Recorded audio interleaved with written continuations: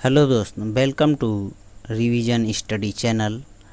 And आप लोग कैसे हैं?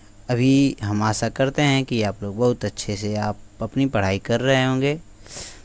और आप एक काम करिए कि पहले आप अगर इस चैनल पर आ गए हैं तो सब्सक्राइब करना न भूलें और लाइक तो ज़रूर करें वीडियो को और अपने दोस्तों को ज़रूर भेजें। तो चलिए आज हम लोग शुरू करेंगे एक साइंस का बहुत महत्वपूर्ण चैप्टर जिसका नाम है गुरुत्वाकर्षण। गुरुत्वाकर्षण के बारे में पढ़ा जाएगा। गुरुत्वाकर्षण को क्या बोला जाता है, गुरुत्वाकर्षण क्या है, गुरुत्वाकर्षण में कौन कौन चीज़ आती है और कैसे आती है। तो गुरुत्वाकर्षण को हम लोग इंग्लिश में बोलते हैं ग्रेविटी, GRAVITI। वाई नहीं, ये अंग्रेजी गलत हो जाएगी। और इसको आप लोग, हमारी अंग्रेजी तो वैसे ही अंग्रेज़ों ने ले ली है और इसको गुरुत्वाकर्षण को ग्रेविटेशन बोलते हैं। इसका मीनिंग होता है GRAVITATION,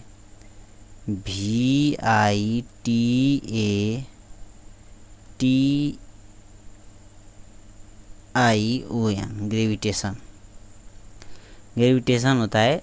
तो छोड़िए, इसको देखते हैं हिंदी में ही सबसे बढ़िया है और अच्छा लगेगा।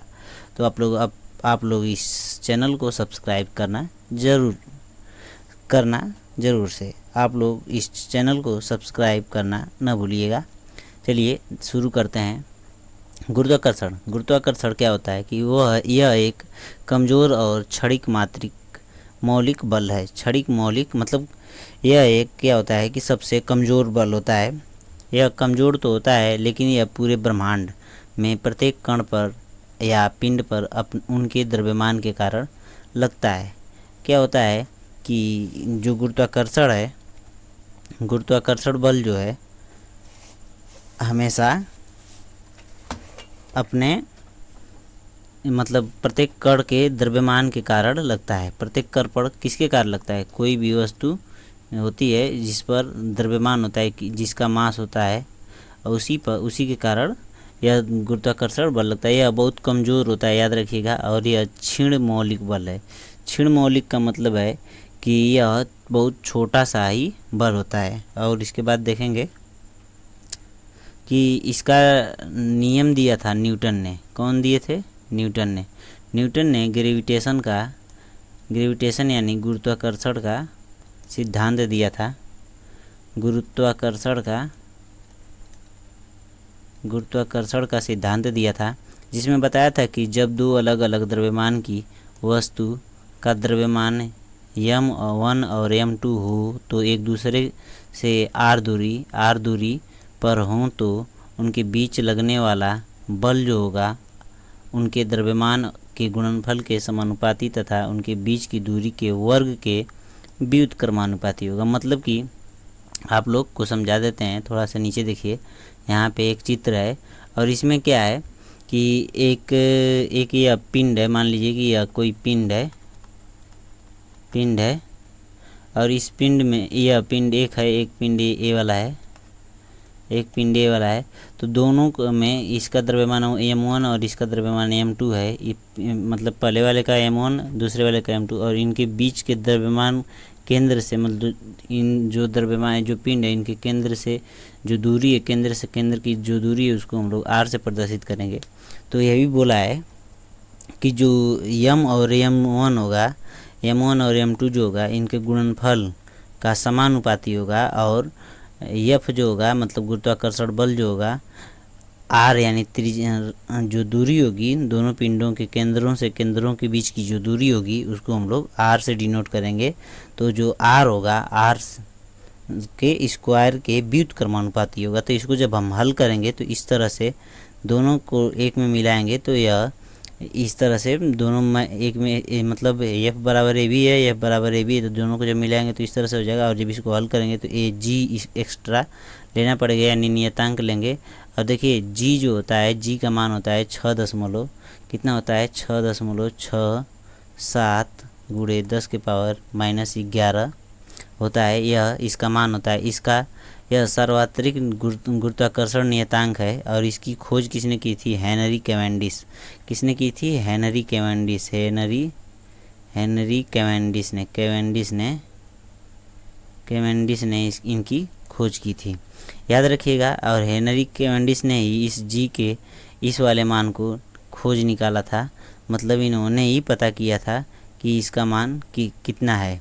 आप लोग समझ सकते हैं कि हेनरी कैवेंडिश एक वैज्ञानिक थे जिन्होंने कैपिटल जी यानी कैपिटल जी का मान खोजा था और इसको मतलब बताया था कि सार्वत्रिक गुरुत्वाकर्षण का नियतांक है।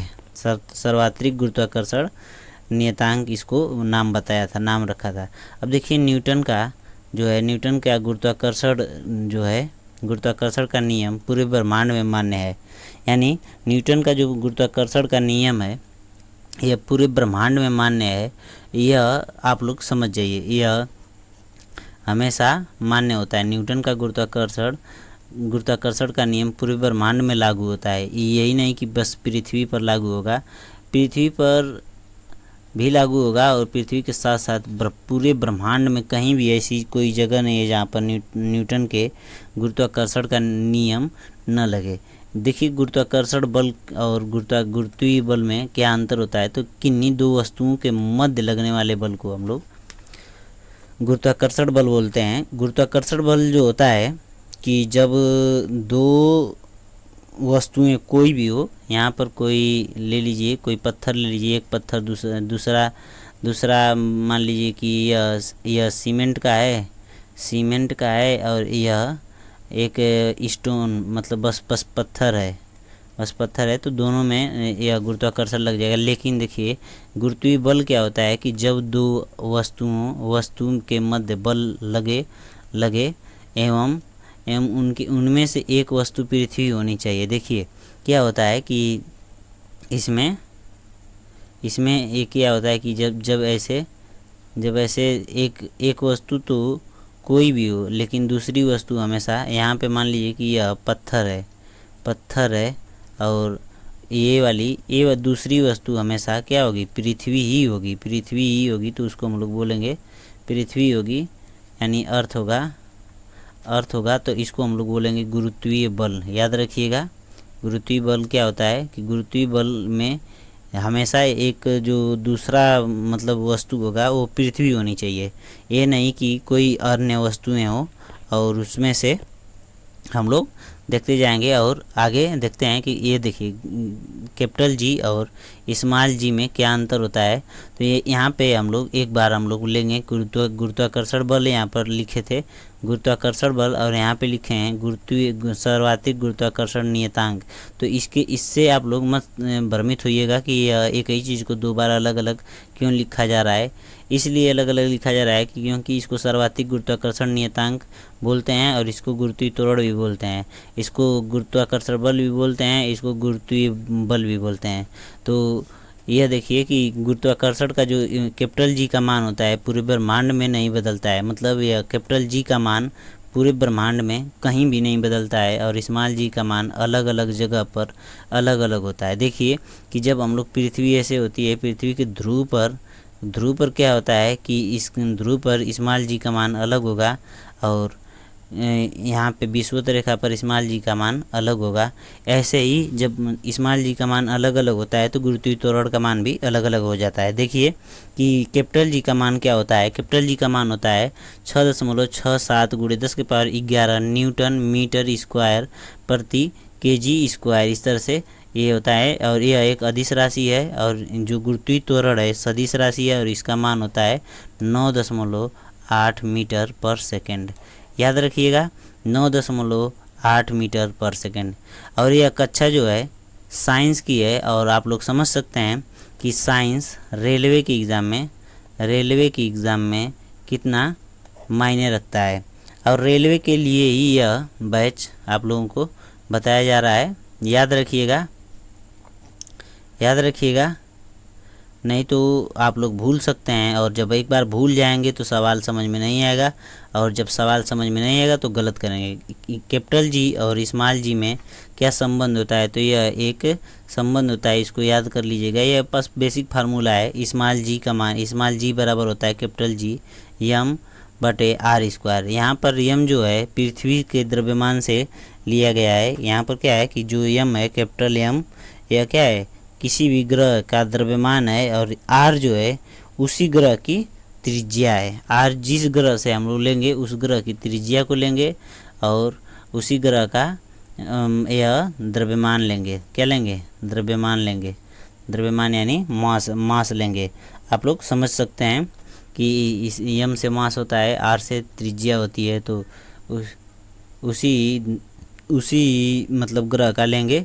देखिए जी के मान में परिवर्तन, एक चित्र बनाए हैं, यहाँ से देखिए, थोड़ा सा इसको छोटा करते हैं, एक सेकेंड, थोड़ा सा छोटा कर लेते हैं। आप लोगों को प्रॉपर दिखाई दे रहा होगा, अब दिखाई दे रहा होगा, एक सेकेंड। मुझको आशा है कि आप लोगों को चित्र बहुत अच्छे से दिख रहा होगा, और नहीं दिख रहा तो अभी भी और छोटा कर सकते हैं। एक बार और छोटा कर लेते हैं, छोटा कर लेंगे तो हो सकता है कि दिखे, और बड़ा करने पर वो बाहर निकल जा रहा है, छोटा करने पर भी नहीं दिख रहा है। एक सेकेंड और छोटा सा करें, और इसको छोटा करें, और इसको छोटा करेंगे तो आशा करते हैं कि अब मुझको लग रहा है कि यह दिखाई दे। और ये रहा, देखिए क्या होगा कि स्मॉल जी का मान कहाँ पर क्या होगा और कैसे होगा, इस चित्र में आप लोग समझ सकते हैं। इसको हम लोग पूरा मानेंगे पृथ्वी, इस वाले चित्र को हम लोग, इस वाले चित्र में जो गोल सा बना है इसको हम लोग पूरा मानेंगे क्या, पृथ्वी आप लोग मान सकते हैं। और इसमें देख भी सकते हैं कि मतलब पृथ्वी कैसी है, और ये पूरे को हम लोग मानेंगे पृथ्वी। इस वाले यहाँ से एक ये जो हरा हरा बना रहे हैं, याद रखिएगा, ये पूरा मानेंगे पृथ्वी, पूरा ले लीजिए, इसको पृथ्वी मान लीजिए। और इस तरह से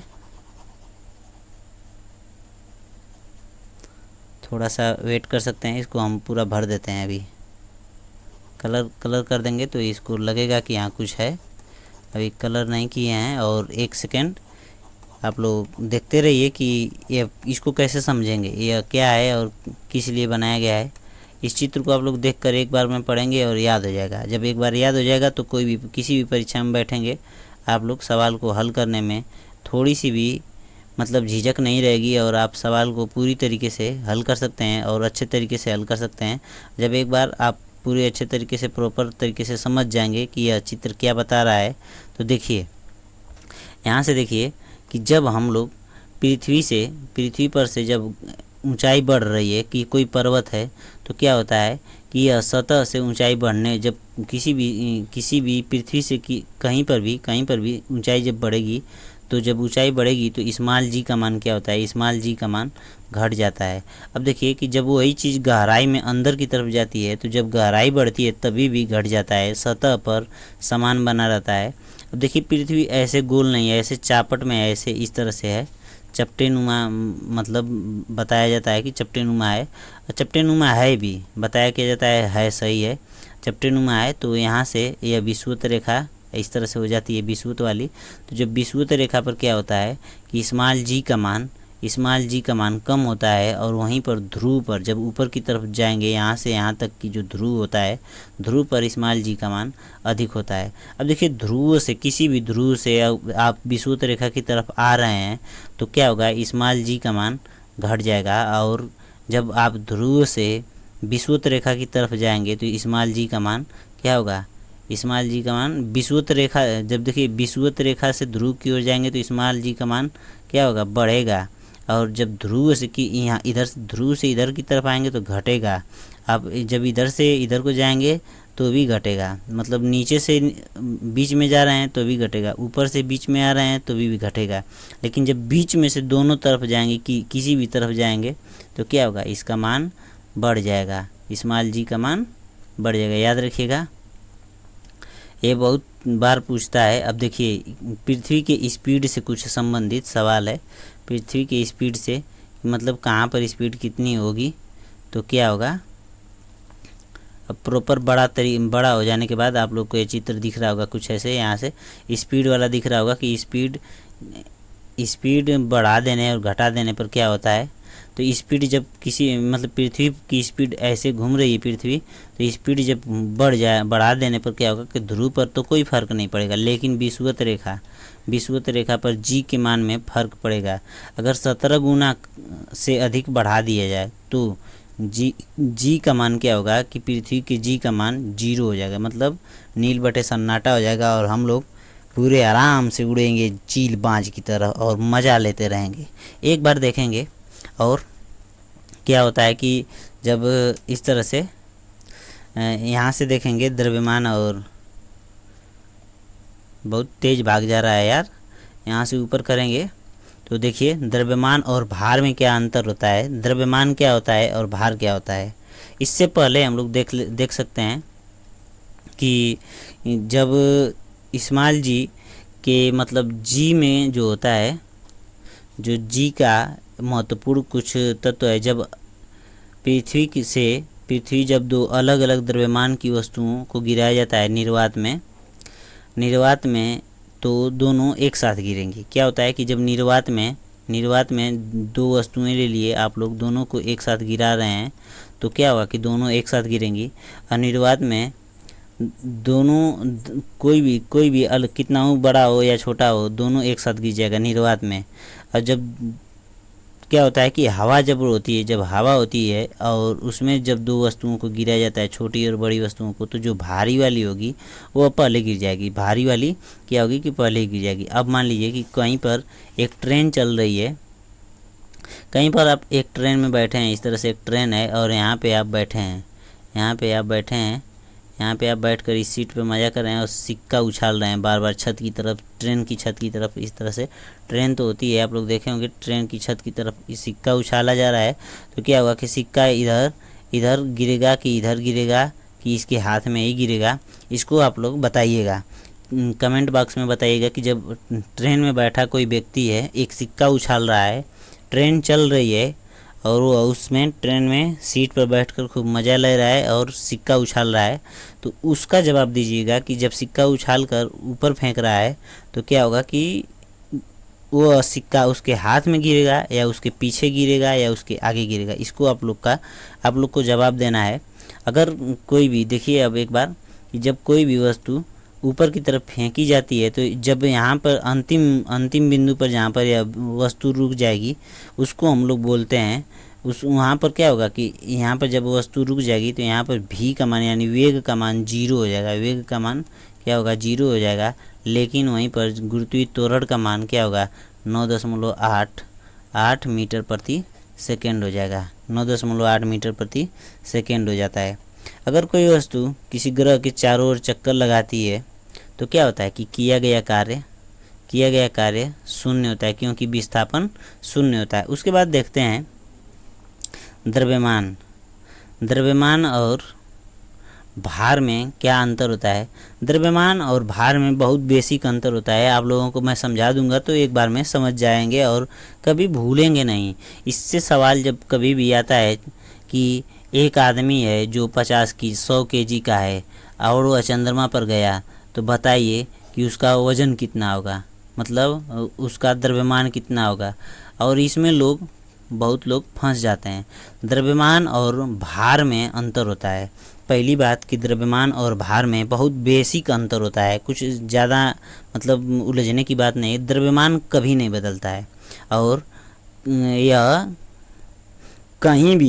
कभी भी कहीं भी बदल जाता है। मतलब कि भार जो होता है किस पर डिपेंड करता है, स्मॉल जी पर डिपेंड होता है, इसीलिए हमेशा बदलता रहता है, स्मॉल जी पर बदल जाता है, मतलब स्मॉल जी पर निर्भर करता है, इसलिए यह हमेशा बदलता रहता है। और जब यह स्मॉल जी पर डिपेंड करेगा तो बार बार बदलता रहेगा, और इसके बदलने के कारण क्या होता है कि इसी से आप लोग समझे होंगे। एक बार कोई क्वेश्चन तो ज़रूर सुने होंगे कि कोई आदमी है जो 100 किलो का है, लेकिन चंद्रमा पर जाता है तो वह इसका 1/6, यानी मान लीजिए कि कोई आदमी है 96 किलो का है और वह चंद्रमा पर गया, एक बार चंद्रमा पर गया तो उसका वज़न वहाँ पर जब चेक किया जाएगा, भार जब चेक किया जाएगा वहाँ पर तराजू रख के, तो वहाँ पर अलग बताएगा, क्योंकि इसका 1/6 हो जाएगा, यानी इसका 1/6 हो जाएगा, यानी 16 छक्का 96, यानी 16 केजी के करीब बताने लगेगा। लेकिन क्या होगा कि यह तो रहेगा 96 ही केजी का, यह हमेशा कभी बदलेगा नहीं, लेकिन यहाँ पर बताएगा गलत। क्या होगा कि जब गुरुत्वाकर्षण बदल जाता है, बार बार बदलता है, तो जब गुरुत्वाकर्षण एक बार बदल जाएगा तो क्या होता है कि जब गुरुत्वाकर्षण जो ये स्मॉल जी है, स्मॉल जी जब बदलेगा, स्मॉल जी एक बार जब बदलेगा तो एक सेकेंड,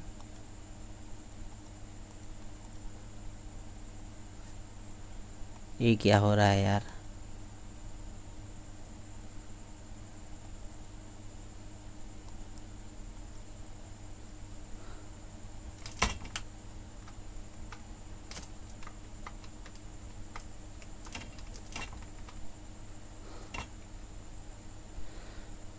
स्मॉल जी एक बार देखिए, एक सेकेंड, यहाँ पे कुछ गड़बड़ी हो गई है। चलिए देखते हैं, अब मुझको लग रहा है कि सही हो जाएगा। और यह पेन काम नहीं कर रहा था, तो एक बार देखते हैं कि जब स्मॉल जी का मान बदलेगा तो अब देखिए यहाँ पे यह जो है जी जो है, स्मॉल जी जो है एक सदिश राशि में आता है और इसका मात्रक न्यूटन होता है, और जो द्रव्यमान होता है इसका मात्रक क्या होता है कि केजी किलोग्राम होता है, और यह एक अदिश राशि है। चंद्रमा पर का सवाल देखिए, इस तरह से सवाल पूछता है कि चंद्रमा पर जी का मान कितना होता है, यानी पृथ्वी पर जी का मान जितना होगा उसका 1/6 गुना। मान लीजिए कि कोई आदमी है पृथ्वी पर, उसको लोग बता रहे हैं कि यह 96 केजी का है, तो वही आदमी जब चंद्रमा पर चेक किया जाएगा तो इसका 1/6 गुना हो जाएगा। 16 5 80, 16 छक्का 96, यानी 16 केजी का अनुभव करेगा। लेकिन यह तो रहेगा ही 96 केजी, लेकिन यह क्योंकि जो द्रव्यमान है कभी बदलता नहीं है, गुरुत्वाकर्षण के कारण, गुरुत्वीय के कारण जो है भार बदल जाता है। भार जो होता है, भार का यह केजी में अनुभव करेगा, लेकिन भार जो होता है इसका मात्रक होता है न्यूटन। न्यूटन को न्यूटन में मापते हैं। निर्वात में कोई भी वस्तु है उसका भार जो होता है शून्य हो जाता है। जब देखिए कि पृथ्वी के बाहर यहाँ पे पृथ्वी है, अर्थ इसको ले लेते हैं, और यहाँ पे जब पृथ्वी के बाहर, यहाँ पे बाहर कहीं पर भी ऊपर की तरफ अंतरिक्ष में निर्वात होता है, और जहाँ यहाँ पर किसी भी वस्तु को आप लोग छोड़ेंगे तो वह बहुत तेज़ी से घूमने लगती है, चक्कर खाने लगती है, मतलब बार बार घूमती रहती है। और इसी तरह से क्या होता है कि घूमते घूमते उस मतलब ऐसा लगता है कि वह जीरो, उसका वेग जो है उसका कोई भी मतलब काम नहीं कर रहा है, कुछ शक्तियाँ काम नहीं करेंगी। आप कोई भी आदमी हो, आप हमारे देश के प्रधानमंत्री को ही ले लीजिए, उठाकर फेंक देंगे पलायन वेग से, जब आप एक बार बाहर फेंक देंगे, पृथ्वी के बाहर चले जाएंगे हमारे प्रधानमंत्री श्री नरेंद्र मोदी जी, तो वो भी घूमने रहेंगे, उनकी भी पावर काम नहीं करेगी। ये नहीं कि अमित शाह जी जाके वहाँ पे उनको बचाएंगे, कुछ नहीं होगा। निर्वात में सभी वस्तुओं का भार होता है, वो चाहे कोई भी हो, किसी भी देश का प्रधानमंत्री हो या किसी भी देश की कोई जहाज हो, कोई भी चीज़ हो, जब आप निर्वात में जाएगी तो उसका भार जो होगा शून्य हो जाएगा। याद रखिएगा, इससे आप लोग समझ सकते हैं, याद रख सकते हैं। तो देखिए पलायन वेग, अब इसके आगे पलायन वेग का नाम अभी लिए थे। पलायन वेग क्या होता है? पलायन वेग एक ऐसा वेग होता है, पलायन वेग एक ऐसा वेग होता है कि जिससे किसी भी ग्रह, मान लीजिए कोई ग्रह है, इससे आप लोग इसको इंग्लिश में बोलते हैं एस्केप वेलोसिटी। लेकिन देखिए हम लोग समझते हैं कोई भी ग्रह हो, जैसे पृथ्वी ले लीजिए, पृथ्वी से हम लोग किसी वस्तु को फेंकते हैं ऊपर तो उसको गुरुत्वाकर्षण बल खींच लेता है, लेकिन कोई ऐसी स्पीड होनी चाहिए कि जिससे वह फेंकी गई वस्तु नीचे ही ना आए। और जब नीचे नहीं आएगी तो हम लोग को तो कोई ना कोई स्पीड तो चाहिए। ऐसा तो नहीं है कि हम लोग ढेला जैसे फेंक रहे हैं, जैसे नीरज चोपड़ा जी भाला फेंकते हैं और लोग गेंद फेंकते हैं। इस तरह से फेंकने से तो आ ही जाती है नीचे, लेकिन कोई ऐसी स्पीड होनी चाहिए जिससे कि एक बार अगर हम लोग पृथ्वी पर से उसको उस स्पीड से हम लोग एक बार ऐसे फेंके तो वह नीचे ना आए, तो उसी को हम लोग बोलते हैं पलायन वेग। जब एक बार वो वेग प्राप्त कर लेती है कोई भी, मतलब क्या बोलते हैं कि कोई भी वस्तु आप ले लीजिए, अपनी मोबाइल को ले लीजिए, आप अपनी मोबाइल लिए इस तरह से और पृथ्वी से उठाकर फेंक दिए, तो कितनी स्पीड होनी चाहिए, वही स्पीड जो होती है क्या कहलाती है, पलायन वेग कहलाती है। पलायन वेग क्या होता है कि प्रक्षेप्य कोण और द्रव्यमान पर निर्भर नहीं करता है। देखिए कि यहाँ से पृथ्वी, मान लीजिए कि ये पृथ्वी की सतह है, यहाँ से पृथ्वी की सतह है, और यहाँ पे कोई मान लीजिए कि हमारे देश के नरेंद्र मोदी जी हैं, फेंकते हैं। आप लोग इससे मत समझिएगा, फेंकने का मतलब है कि बात नहीं फेंकते हैं, कोई वस्तु फेंक रहे हैं, घुमा कर ऐसे फेंके। तो ऐसा नहीं है कि इस पृथ्वी और इसके एंगल में जो कोई थीटा एंगल बने, तो इसमें यह जो थीटा एंगल बनेगा, इसमें जो एंगल बनेगा उस पर निर्भर नहीं करेगा, प्रक्षेप्य कोण पर निर्भर, फेंके जाने वाले कोण पर निर्भर नहीं करेगा। आप उस पर हमेशा उसका वेग ही निर्भर करेगा। और वो कितनी वस्तु कोई भारी है, हमारे देश के प्रधानमंत्री वैसे भी बहुत फेंकू हैं और फेंकते रहते हैं, ऐसे कोई कुछ काम करते तो हैं नहीं, बार बार ऐसे ही फेंकते रहेंगे, बार बार फेंकते हैं, फेंकते फेंकते फेंकू हो गए हैं। और हमारे देश के प्रधानमंत्री कुछ नहीं, अच्छे हैं और काम भी करते हैं, लेकिन फेंकते हैं। याद रखिएगा कि पृथ्वी से फेंकने की जो वेलोसिटी यानी वेग होता है, क्या होता है, वेग होता है, उसको हम लोग क्या बोलते हैं, पलायन वेग बोलते हैं। मतलब पृथ्वी से बाहर फेंकने की, देखिए कोई मिसाइल होता है, यह एक मिसाइल है, इसकी स्पीड एक होती है, अगर उससे कम स्पीड होगी तो वह उसी पृथ्वी पर गुरुत्वाकर्षण बल के कारण ऐसे गिर जाएगा। मतलब कहीं से भी आप उसको लॉन्च करेंगे वह घूम के पृथ्वी पर गिर जाएगा, स्पीड कम रहेगी तो। और जब स्पीड तेज़ रहेगी तो वह, आप लोग सुने होंगे कि पाकिस्तान का मिसाइल गिर जाता है बार बार, चाइना का मिसाइल गिर गया अभी कुछ दिन पहले। तो ऐसे नहीं है, हमारे देश का मिसाइल देखिए एकदम चीरता फाड़ता जाता है, एकदम आसमान को चीरता हुआ निकल जाता है। जब इसरो से हमारे देश के वैज्ञानिक जब लॉन्च करते हैं, वहाँ से क्या बोलते हैं, DRDO और इसरो के वैज्ञानिक मिलकर जब एक मिसाइल को लॉन्च करते हैं तो कैसे बोलते हैं कि आसमान की गर्जना को चीरते हुए एक मिसाइल निकल रहा है। तो उसकी स्पीड होती है, अगर स्पीड नहीं होगी तो वह चीड़ फाड़ कर नहीं निकल सकता है। वो किसी भी देश का मिसाइल हो, या हमारे देश का हो, या किसी भी देश का हो, कोई भी, उसकी एक स्पीड होती है। और यानी स्पीड और वेग बोलते हैं, स्पीड और वेग दोनों एक ही जैसे हैं, लेकिन स्पीड नहीं, वेग होता है, उसका एक वेग होता है, वेलोसिटी होती है। तो उस वेग को हम लोग बोलते हैं 11.2 किलोमीटर पर सेकेंड की चाल से। एक सेकेंड में सोचिए, एक सेकेंड में 11.2 किलोमीटर। आप सोचिए कि 11.2 किलोमीटर से अगर नरेंद्र मोदी जी और अमित शाह को दौड़ा दिया जाए तो इन लोग की तो हड्डी गुड्डी नहीं मिलेगी। दौड़ाने की बात तो छोड़ दीजिए, अगर एक बाइक पे 11.2 किलोमीटर की चाल से चला दिया जाएगा तो पृथ्वी से पलायन कर जाएंगे। और इन लोगों को, मुझको लगता है कि पृथ्वी से पलायन कर जाना चाहिए, क्योंकि फेंकते बहुत हैं। देखिए फेंकने से बस याद रखिएगा कि किसी भी चीज़ को नरेंद्र मोदी फेंकते हैं, याद रखिएगा। इससे ट्रिक बना सकते हैं कि जो आदमी जब जितना अधिक स्पीड से फेंकेगा तो वह उतनी ही बाहर चली जाएगी, और जब बाहर चली जाएगी कोई भी वस्तु, जब एक बार बाहर चली गई तो वापस नहीं आएगी। यानी जो हमारे देश के प्रधानमंत्री एक बार फेंक दिए, वो बातें वापस नहीं आती हैं। उस पर एक ही बार बस बहस होती है, फिर उस पर दोबारा बातें नहीं होती है। मतलब कुछ समझ ही नहीं, मतलब कोई इस पर बातें ही नहीं करना चाहता है। तो देखिए यह पृथ्वी का जो होता है, पृथ्वी का पलायन वेग होता है 11.2 किलोमीटर पर सेकेंड, और चंद्रमा का होता है 2.35 यानी किलोमीटर, 2.35 किलोमीटर पर सेकेंड। और सूरज का जो होता है 42 होता है। सूरज का क्या होता है 42 किलोमीटर पर सेकेंड की चाल से सूरज से अगर आप लोग को निकलना है तो 1 सेकेंड में 42 किलोमीटर की दूरी। सोचिए 1 सेकेंड में 42 किलोमीटर कैसे दूरी तय करेंगे। तो किसी न किसी रॉकेट यानी मिसाइल से ही, और इसकी एक फार्मूला भी होता है, ये फार्मूला होता है, इसको याद कर लीजिएगा। इस पर सवाल बहुत कम आते हैं रेलवे में। और एक देखिए ध्रुवीय उपग्रह होता है और एक होता है कि भू स्थिर उपग्रह। तो ध्रुवीय उपग्रह के बारे में देखेंगे, ध्रुवीय उपग्रह क्या होता है और कैसे होता है उसके बारे में हम आप लोग को बता देते हैं। एक बार देख लीजिएगा कि ध्रुवीय उपग्रह क्या होता है। इसको हम लोग पृथ्वी को ऐसे एक बार रंग देते हैं।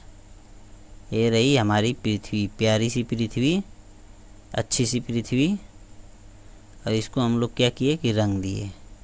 और क्या होता है कि ये वाली पृथ्वी के इस तरह से, मतलब एक तरफ से कोई भी ग्रह है, उपग्रह जो होता है इधर से अंदर जाएगा और इस तरह से आएगा। ऊपर नीचे जो उपग्रह जो होते हैं इधर से भी ये वाली लाइन इधर से जा रही है, इधर से तो दिख रही है, लेकिन ये ऐसे ऊपर नीचे, जब पृथ्वी है इसके ऊपर से नीचे की तरफ जब एक बार चक्कर लगाएगा, मान लीजिए कि यहाँ से पृथ्वी बनाए और यहाँ से इस तरह से चक्कर जो उपग्रह लगाते हैं, इस वाले रास्ते पे जो उपग्रह चक्कर लगाते हैं उसको हम लोग बोलते हैं ध्रुवीय उपग्रह, यानी ध्रुव से ध्रुव को मिलाते हैं। याद रखिएगा, ध्रुवीय उपग्रह क्या होते हैं, ध्रुव से ध्रुव को मिलाने का कार्य करते हैं, ध्रुव से ध्रुव को मिलाने का कार्य करते हैं। तो यह ध्रुव, यहाँ से ध्रुव है, ये ध्रुव है, मतलब ऐसे ऊपर नीचे होगा। और यह इसकी नज़दीक, मतलब पृथ्वी की नज़दीक कक्षा में यह चक्कर लगाते रहते हैं। इनकी स्पीड होती है 8 किलोमीटर पर सेकंड की चाल से, या इनकी चाल होती है यहाँ से इस तरह से जब घूमेंगे ना, इस तरह से घूमते घूमते इनकी चाल होती है 8 किलोमीटर पर सेकंड। 1 सेकंड में कितनी चाल होती है 8 किलोमीटर, 8 किलोमीटर पर सेकंड की चाल से यह घूमते रहते हैं। और इनका जो आवर्तकाल होता है, मतलब एक चक्कर कितने समय में लगाते हैं, एक चक्कर कितने समय में लगाते हैं, एक चक्कर कितने समय में लगाते हैं, यह होता है 84 मिनट। यानी जब एक चक्कर ऐसे घूम जाएगा तो इसको क्या लेगा कि 84 मिनट का समय लेगा। आप लोग सुने होंगे कि जब हम लोग के देश में परमाणु परीक्षण की प्रक्रिया चल रही थी, एपीजे अब्दुल कलाम हमारे देश में परमाणु परीक्षण करने जा रहे थे, तो उस समय अमेरिका का एक सैटेलाइट था जो इसका चक्कर लगाता रहता था। तो ये ऐसे ही सैटेलाइट हमारे देश पर वो लॉन्च, मतलब वो ये वाला सैटेलाइट नहीं था यार, इस तरह से घूमता था, इस तरह से, वो था भू स्थिर उपग्रह, ये वाला था भू स्थिर उपग्रह, ऐसे घूमता था। मतलब वह विषुवत रेखा पर बस घूमने का कार्य करता था। और क्या था कि वो लोग लॉन्च किए थे और निगरानी करते थे और देखते रहते थे, लॉन्च करने नहीं देते थे, मतलब भारत के मिसाइल को। और देखिए यह जो भू स्थिर उपग्रह होता है, ध्रुवीय उपग्रह जो होता है, ध्रुवीय उपग्रह क्या करता है कि मौसम की जानकारी देता है। किसकी जानकारी देता है, मौसम। देखिए एक गाना है कि मौसम बेईमान हुआ आज पहली बार, धड़के दिल बार बार। तो इससे याद रखिएगा कि जब मौसम बेईमानी करेगा, जब मौसम अपने काम से काम नहीं रखेगा, एक बार मौसम बिगड़ेगा तो यह कहेगा कि मौसम बेईमान हुआ आज पहली बार, धड़के दिल बार बार। यानी इसका दिल, ध्रुवीय उपग्रह का दिल क्या होगा, धड़कने लगेगा, यह बताने लगेगा, संकेत देने लगेगा। पृथ्वी पर जो वैज्ञानिक होते हैं, जो लोग मौसम विज्ञान के वैज्ञानिक होते हैं, उन लोगों को संकेत भेजने लगेगा, धड़ाधड़ धड़ाधड़ धड़ाधड़ धड़ाधड़ भेज रहा है, एकदम भेजता जाएगा, एकदम रुकेगा नहीं। और यह लोग जान जाएंगे कि हाँ मौसम कहीं ना कहीं ख़राब हो रहा है। तो इस गाने से याद रख सकते हैं कि मौसम बेईमान हुआ आज पहली बार, धड़के दिल बार बार। तो ध्रुवीय उपग्रह क्या करता है, मौसम की जानकारी देता है। याद रखिएगा भू स्थिर उपग्रह क्या होता है। भू स्थिर उपग्रह एक ऐसा उपग्रह होता है जो पृथ्वी पर, ऐसे देखिए यहाँ पर मैं चित्र बनाया हूँ, इस तरह से ध्रुव से ध्रुव नहीं, यह विषुवत रेखा पर चक्कर काटता है। देखिए ये वाला है, इस पॉइंट पर हम लोग जो बनाए हैं, इस वाले पॉइंट पर जो हम लोग बनाए हैं, एक सेकेंड, देखिए यहाँ पे ये वाला जो है यहाँ पे ऐसे ऐसे चक्कर लगाता है, ऐसे ऐसे चक्कर लगाएगा, ऐसे घूमता रहेगा बार बार, ऐसे आगे से पीछे की तरफ जाएगा, पीछे से आगे की तरफ जाएगा, इस तरह से घूमता है। इसकी ऊंचाई जो होती है 36,000 किलोमीटर। कितनी होती है? 36,000। इकाई दहाई सैकड़ा हज़ार 10,000, 36,000 किलोमीटर। यानी यह पृथ्वी के सतह से कितना किलोमीटर ऊपर? 36,000 किलोमीटर ऊपर होता है। 36,000 किलोमीटर ऊपर होता है। और इसकी गति जो होती है पश्चिम से पूर्व की तरफ, यह क्या करेगा? पश्चिम से पूर्व की तरफ इस तरह से घूमता रहेगा। पश्चिम से पूर्व घूमेगा, ये नहीं कि पूर्व से पश्चिम नहीं घूमेगा। पश्चिम से तो इधर से चलना स्टार्ट करेगा और इधर को घूमता रहेगा। मतलब और यह इसका जो आवर्त काल होता है 24 घंटा होता है। एक दिन में एक चक्कर लगाएगा, दिन भर में एक चक्कर लगाता है। और इसकी स्पीड जो होती है 3.1 किलोमीटर पर सेकंड की चाल से यह चलता है। यह दूर संचार में उपयोगी है। दूर संचार का मतलब कि टीवी उवी जो लोग देखते हैं इसी के जरिए देख सकते हैं। जो क्या होता है कि टीवी उवी जब चलती है तो यही वाला काम करता है। भू स्थिर उपग्रह, ये वाला भू स्थिर उपग्रह ही काम करता है। याद रखिएगा कि ग्रहों की गति का नियम, देखिए ग्रहों की गति के नियम से बहुत सवाल पूछते हैं। ग्रहों की गति का नियम दिया था, किसने दिया था? केपलर ने। अब ग्रहों की गति के नियम 3 गो दिए थे। पहला नियम था कक्षा का नियम, दूसरा क्षेत्र का नियम, तीसरा था परिक्रमण काल का नियम। तो इन नियमों को हम इस चित्र के माध्यम से समझ सकते हैं। ये चित्र जो है आप लोग को समझा देगा कि इस चित्र में मतलब पहला नियम क्या है, दूसरा नियम क्या है और तीसरा नियम क्या है। यहाँ पे तीसरा नियम है, तो याद रखिएगा। चलिए शुरू करते हैं। पहला नियम क्या था? पहला नियम यही बताता था कोई भी ग्रह दीर्घ वृत्ताकार मार्ग पर घूमेगा। यानी देखिए केपलर जो एक वैज्ञानिक थे, इन्होंने बस बता दिया कि यह बीच में सूरज है, बीच में ये सूरज है। इस सूर्य के चारों ओर अगर कोई ग्रह घूम रहा है, ये मान लीजिए कि कोई ग्रह हम बना दे रहे हैं, मान लीजिए कि पृथ्वी बना रहे हैं। पृथ्वी हरे कलर की होती है, यहाँ से हरे कलर की पृथ्वी बना दी। ये जब भी कोई भी ग्रह घूमेगा तो हमेशा उसका जो मार्ग होगा, कौन सा मार्ग? ये वाला जो मार्ग होगा, ये वाला मार्ग जो होगा यह हमेशा दीर्घ वृत्ताकार यानी अंडे की नुमा होगा, इस तरह से। सॉरी दोस्तों, मच्छर मुंह में घुस गया था। एक सेकेंड।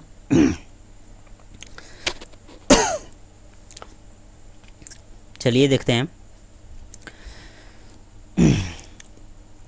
क्या हुआ है कि यहाँ पे जब यह केपलर ने बताए थे कि कोई भी ग्रह हो दुनिया का, मतलब पूरे ब्रह्मांड में कोई भी ग्रह हो जो सूर्य का चक्कर लगा रहा है, वह क्या करेगा? दीर्घ वृत्ताकार मार्ग पर चलेगा। मतलब वह अंडे नुमा मार्ग होगा, उस पर वह चलेगा। और दूसरा नियम बताए थे कि वह क्षेत्रफल जो होगा समान होगी। जब यहाँ से मान लीजिए कि यहाँ से कोई बिंदु यहाँ पर है, कोई ग्रह इस तरह से चक्कर लगा, कभी यहाँ पे है, एक समय यहाँ पे है, यहाँ से यहाँ तक आने में इसको मान लीजिए कि 10 माह लग रहे हैं। और यहाँ से भी यहाँ पर आने में इसको 10 माह लग रहे हैं। तो क्या होगा कि जब समय समान होगी तो उसका क्षेत्रफल भी समान तय करेगा। यानी जो क्षेत्रफल होगा उसका समान, यहाँ से एक पॉइंट इस तरह से लेगा तो ये वाला क्षेत्रफल क्या होगा? इस क्षेत्रफल के बराबर हो जाएगा। मतलब इसके द्वारा तय किया गया क्षेत्रफल और यहाँ से दूसरा वाला क्षेत्रफल समान समय में तय किए गए क्षेत्रफल के बराबर हो जाएगा। याद रखिएगा।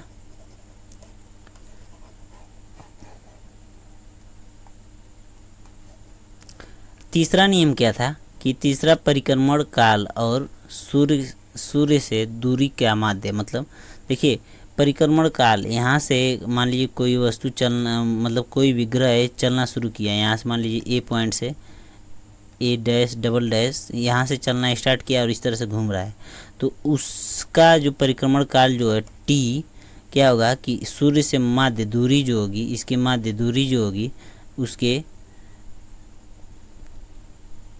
क्या होता है कि घन के बराबर होता है। इसका घन होता है कि इसका घन होता है, एक सेकेंड।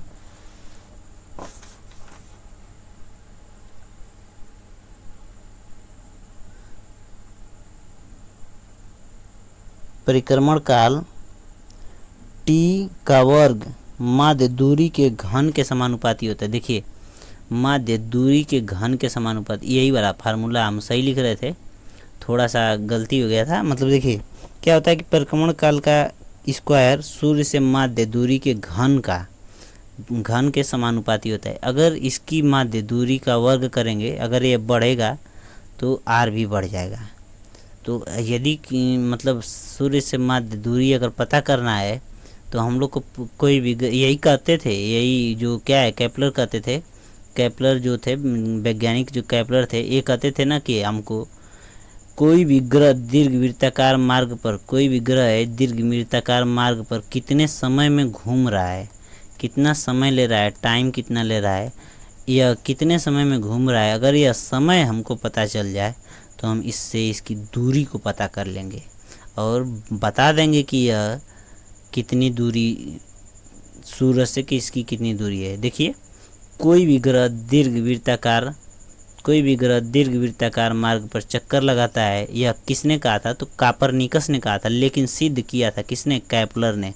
याद रखिएगा कि केपलर जो वैज्ञानिक थे, इन्होंने सिद्ध किया था और कापरनिकस ने सबसे पहले बताया था। द्रव्यमान केंद्र को देखते हैं। द्रव्यमान केंद्र एक ऐसा पॉइंट होता है किसी भी वस्तु का जहाँ पर कोई वस्तु संतुलन की अवस्था में रहती है। मतलब कि हम लोग एक शंकु लिए और इस तरह से रख दिए, तो इसका तो यह बेस बहुत चौड़ा है तो रखा जाएगा, लेकिन जब इसी शंकु को हम लोग इस तरह से उल्टा कर देंगे तो ये जल्दी रुकेगा नहीं। यह क्या होगा कि रुकेगा नहीं। मान लीजिए कि कोई टेढ़ी इमारत, आप लोग पीसा की इमारत का नाम सुने होंगे कि इस तरह से एक इमारत है, पीसा की इमारत है, यह मान लीजिए यहाँ से धरती है, ये अर्थ है इस तरह से इंक्लाइंड है, मतलब तिरछी खड़ी है। तो कोई भी आदमी कितना तिरछे खड़े हो सकता है उसको कौन चीज़ सेट करेगा? द्रव्यमान बताएगा कि कोई भी वस्तु कितनी स्टेबल रहेगी, संतुलन की अवस्था में रहेगी, और उससे पता चल जाएगा कि द्रव्यमान केंद्र अगर सही है तो वो वस्तु खड़ी हो सकती है। द्रव्यमान केंद्र अंदर भी हो सकता है। देखिए यहाँ पे एक रेक्टेंगल बनाया है, किसी भी वस्तु, कोई भी रेक्टेंगल वस्तु है, उसका द्रव्यमान केंद्र जो होता है अंदर की तरफ होता है, बीच में होता है।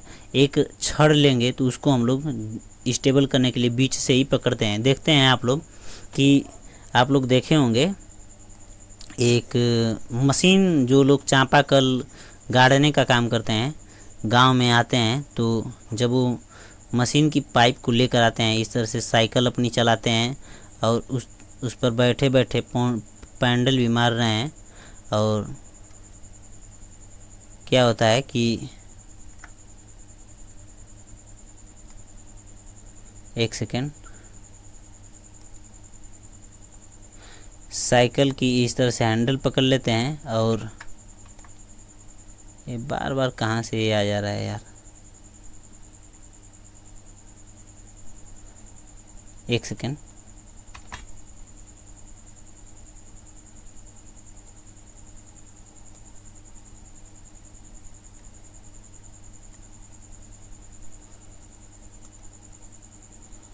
साइकिल को जब चलाते हैं लोग तो यहाँ पे बैठ जाते हैं, और फिर आ गया, परेशान करके रख दिया है। कहाँ से हो रहा है, कैसे हो रहा है, कुछ समझ में नहीं आ रहा है।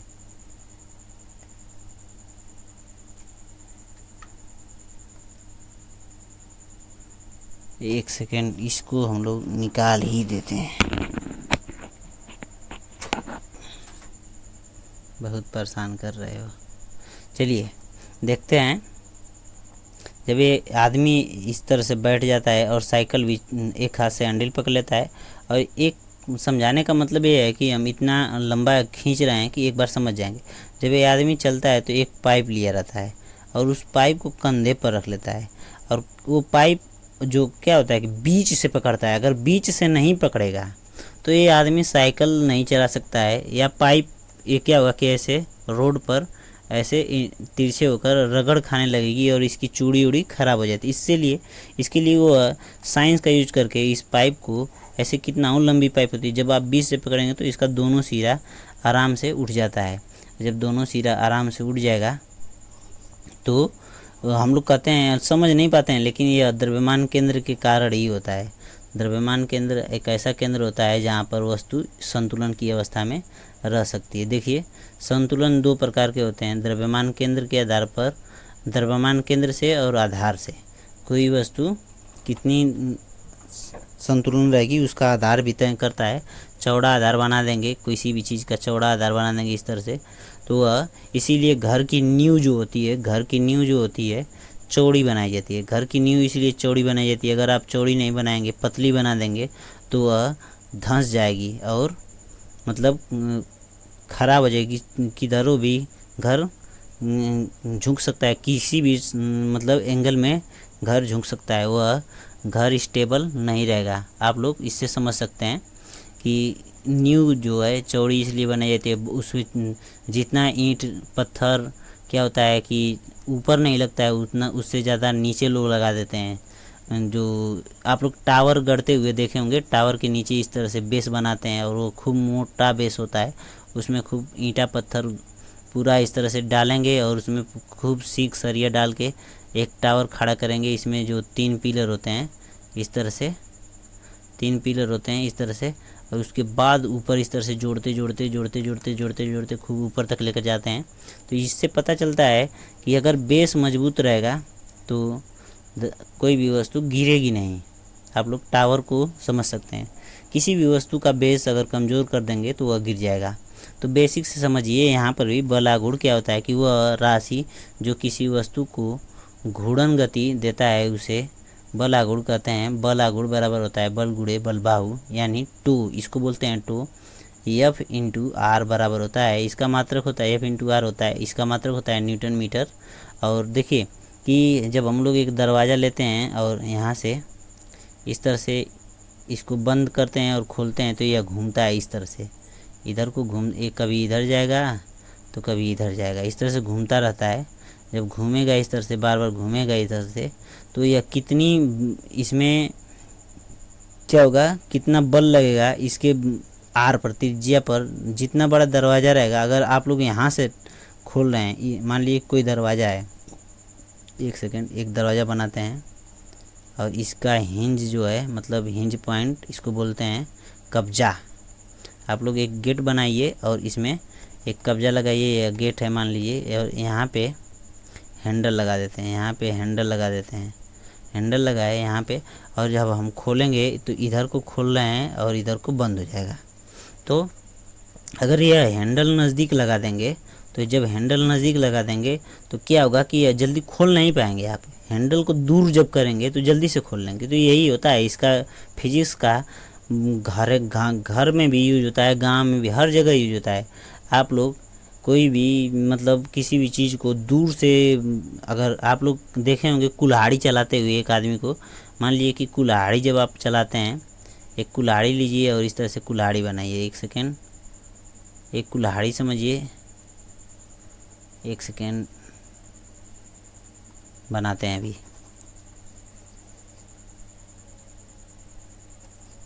कुल्हाड़ी बनाते हैं और इससे सीखते हैं। ये रही